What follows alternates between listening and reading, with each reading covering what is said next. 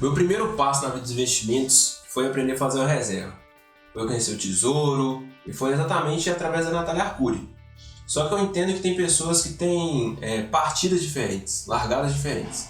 E eu sei que as de vocês dois são diferentes das minhas, principalmente a sua, tá? Então, assim, nem sempre as pessoas começam por fazer uma reserva. Às vezes a pessoa já começa a aplicar, aportar já na renda variável. Eu queria saber o que vocês acham disso.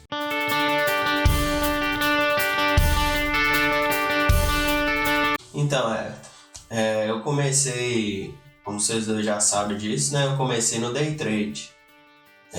O meu irmão foi aprendendo mais ou menos a teoria e eu já fui para a prática. E com o tempo eu vi a necessidade, eu comecei a aportar em algumas empresas, pensando no longo prazo, e eu consegui perceber que eu estava perdendo algumas oportunidades no mercado. Porque você não tinha uma reserva? Não tinha reserva. Eu nem pensava nisso. Na verdade, eu tinha um dinheiro em conta corrente, mas era pouco dinheiro.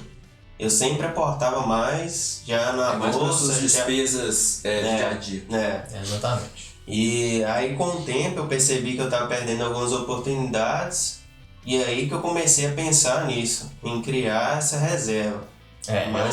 Eu comecei um pouquinho diferente, né? Porque eu tinha uma reserva já Só que não era uma reserva, né? Era só um dinheiro na conta corrente, mas eu sempre reservei um pouco a mais, porque eu sempre tive medo de algum problema, principalmente de saúde, de não ter dinheiro nenhum. Então eu tinha esse dinheiro, só que como o Tafnis falou, eu também comecei a ir no day trade fazendo o inverso, né? Eu comecei pelo day trade, aí eu tinha aquela reserva ali só para suprir as necessidades, assim, urgências, né? E não era nada de investimento, não tinha nenhuma rentabilidade, era só um dinheiro parado, né? Um dinheiro ali que estava sendo comido pela inflação. Então, depois de um tempo que eu comecei também a perceber, né, que eu estava, além de perder a oportunidade, eu tinha que ter uma rentabilidade desse dinheiro. Então, aí que eu fui pensar em fazer uma reserva de emergência. Só que nisso meu dinheiro era totalmente renda variável ali e só a reserva na conta corrente, né? Acho muito bacana o que vocês comentaram, por causa que tem dois objetivos para a reserva de emergência. Quem discute que tem a mais é algo que eu não acredito, que é para você preparar para uma urgência, caso aconteça algum cenário que é imprevisto na sua vida, ou para oportunidades. Esse, para mim, são os dois fatores que fazem a pessoa fazer reserva de emergência. Só que tem um ponto que tem que ressaltar nisso, que muitas pessoas acham que é, tipo assim, oportunidade e urgência. Só que se você gastar o dinheiro todo da sua reserva com oportunidade, isso surge uma urgência depois. Então, assim, você tem que ter uma quantia para oportunidade de aproximadamente ali uns 40% e não mais do que isso. Porque se você gastar o dinheiro todo em uma oportunidade, acaba que vem uma urgência e aí você vai se endividar, o que você vai fazer? Entendeu? Isso é muito interessante que você falou, porque às vezes as pessoas elas se enganam, por exemplo, com a queda do mercado.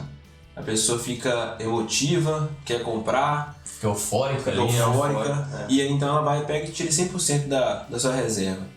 Pô, mas você não sabe o dia de amanhã. Exato. E se você ficar doente, no período que nós estamos vivendo hoje, se a pessoa precisar ser internada. Então, assim, às vezes a pessoa não tem nem convênio, tem que desbancar um dinheiro muito grande. Então, assim, as pessoas têm que saber separar as duas coisas. E tem para fazer dois tipos de reserva? Não precisa. Até porque oportunidades não batem na nossa porta assim todos os dias. Mas pode ser usado para as duas coisas. E nem urgência também pode bater todo dia, né? Senão já é um gasto cotidiano aí, né? Não tem como a gente prever as causalidades da vida da gente. Um parente que adoece, ou então um acidente que pode acontecer. Não tem como. Só que você tem que estar preparado para caso isso aconteça. Porque assim, nossa vida, a gente costuma falar direto, que nossa vida ela reflete muito na bolsa de valores, por exemplo. Que a nossa vida não é constante. Então assim, vai chegar um momento que você vai precisar. Pode ser daqui a um ano, 2, 5, 10, mas pode ser mês que vem.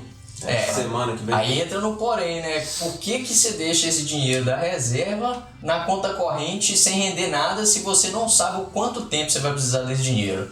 Então você vai deixar o seu dinheiro ali parado, debaixo do colchão? Então você precisa ter a rentabilidade desse dinheiro, mesmo que seja baixa e principalmente um lugar seguro, que seja coberto aí pelo FGC, né? Que é o Fundo Garantidor de Crédito, quem não sabe o que é o FGC, né, precisa aprender isso e precisa deixar o seu dinheiro garantido ali. Porque se você colocar sua reserva de emergência também num lugar que tem um grande risco, imagina a pessoa que tem a reserva aí na bolsa, aí vem a queda, comeu a reserva dela toda. Não, ela precisa na emergência e já era, perdeu o dinheiro. Aí tem que liquidar ainda na baixa ainda e perder dinheiro, né? Acho muito interessante isso porque às vezes as pessoas acham assim, eu tô fazendo uma reserva e eu já sou um investidor. Olha, é lógico que é um investimento, tanto é que o dinheiro está gerando frutos.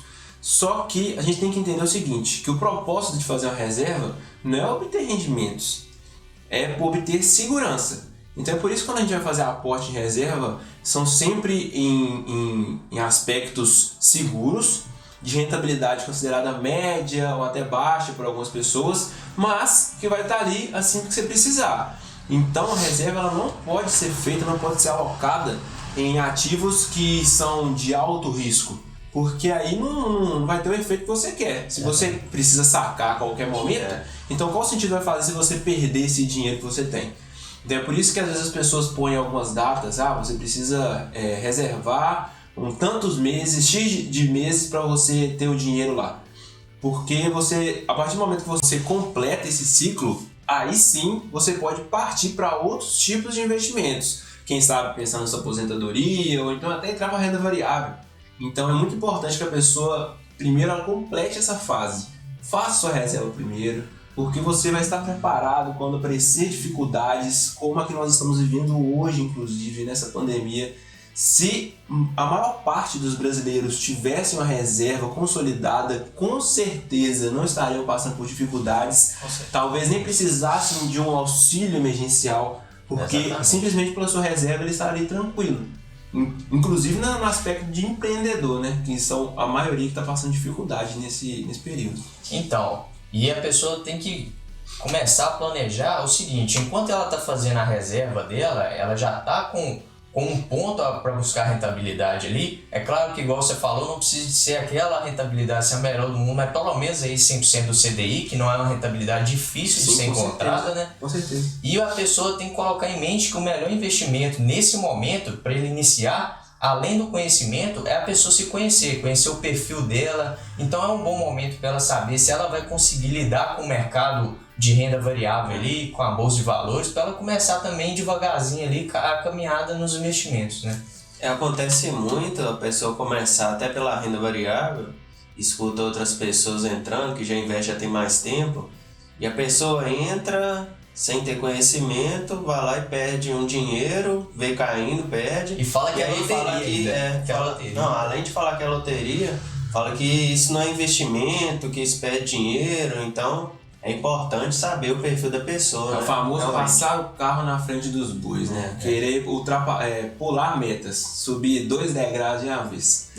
E a primeira regra que todo mundo tem que saber que é não perca dinheiro. E a segunda regra é não se esqueça da primeira.